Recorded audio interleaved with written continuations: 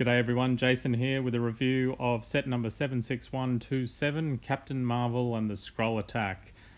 This is based on the new Captain Marvel movie. It retails in Australia for $49.99 Australian dollars, and I've had this set for a little while, but I'm a bit G'd up for Captain Marvel. I've watched it 4 days in a row here in Longreach, Thursday, Friday, Saturday, Sunday. It's an amazing movie. Really enjoyed it, so I was keen to dig this out of the pile of shame and put it together and see what it's like now that I've got a bit of insight into some of the characters and some of the plot. Overall, I can say without too many spoilers about the movie, it was amazing.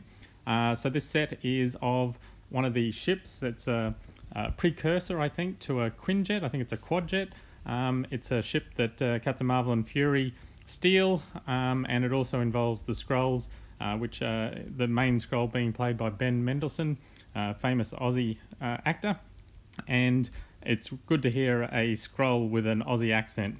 So let's open it up and have a look. So there's 3 bags of parts in this particular set. Obviously instructions and the dreaded sticker sheet. So we'll put this set together and have a closer look at it. So here's the ship in all of its glory. I really like the colour scheme. It pretty much matches the movie, and in fact, the entire sort of build is very sort of stylized version of the actual ship in the movie. It's obviously a little smaller. In the movie, the sort of cockpit sits 4 people sort of comfortably for a number of key scenes, but obviously this is a one-person cockpit. It does have, obviously, shooters on either side. So there are 4 flick missiles on either side, which are actually set off by a button at the back, which is just made up of one of the little black mailboxes. So you can push those in and release all 4 missiles at once. I really like the back design of it in regards to the rockets, and particularly the 2 engines that are sort of offset on an angle and then also themselves have offset tail fins.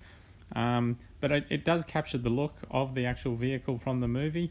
Right up to the front nose part. As I said, it's just a scaled down version. It would have been nicer to get a much bigger set, but overall I think it does sort of match what was seen in the movie, even if you can only have one person in the cockpit. But that's really my only gripe with it. There are a few stickers obviously on it, including on the screen, and also on a number of spots basically on the engines are all stickered. But it does match up, I think, fairly good. It holds together quite well. It is quite swooshable, and overall, I think it does do a pretty good job of matching what was seen on screen. So with the missiles, I'll just show you how they fire off.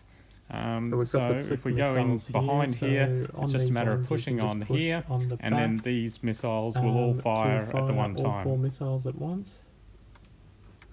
I think, if I can...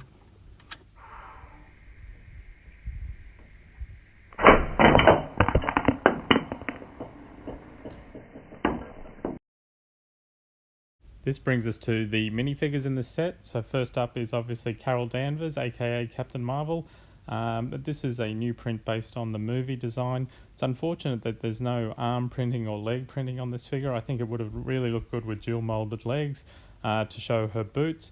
But overall, it's similar to previous Captain Marvels we've got. There are 2 faces. Obviously, there's a more stern look and a smiling look, and the hair is obviously different from previous Captain Marvels to match sort of Brie Larson's look in the movie. And obviously, there's also the power blasts on either side that can be flicked off. Next up is Ben Mendelsohn's character of Talos, the Skrull leader. He has a sort of a metallic purple print on his very intricate looking vest design. With his face, he has obviously the Skrull bumps on his chin and some markings on his head, and he's wearing a bald cap which builds in the ears. But overall, yeah, he doesn't look too bad.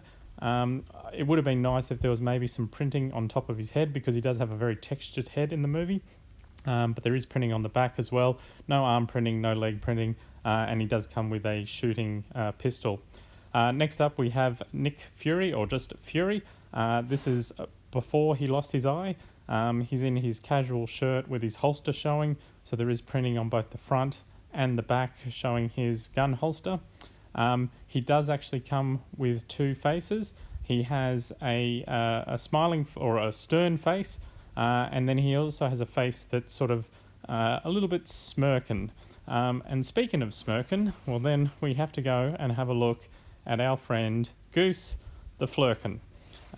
So basically, this is just the standard sort of Lego cat. It's been used previously, most notably in the Lego movie with the crazy cat lady in the minifigure series. It's not the one, obviously, with the nose ring and the punk hairstyle from the Apocalypse set. But basically, yeah, this is just your standard cat. But I won't spoil it. But there is, some amazing things in regards to this cat in the movie. So overall, this was a good little build. The ship is movie accurate, even though it's scaled down slightly. There's 3 good minifigures and a cat. And I think my favourite of the lot would be Talos. I think just from how he's played by Ben Mendelsohn in the movie.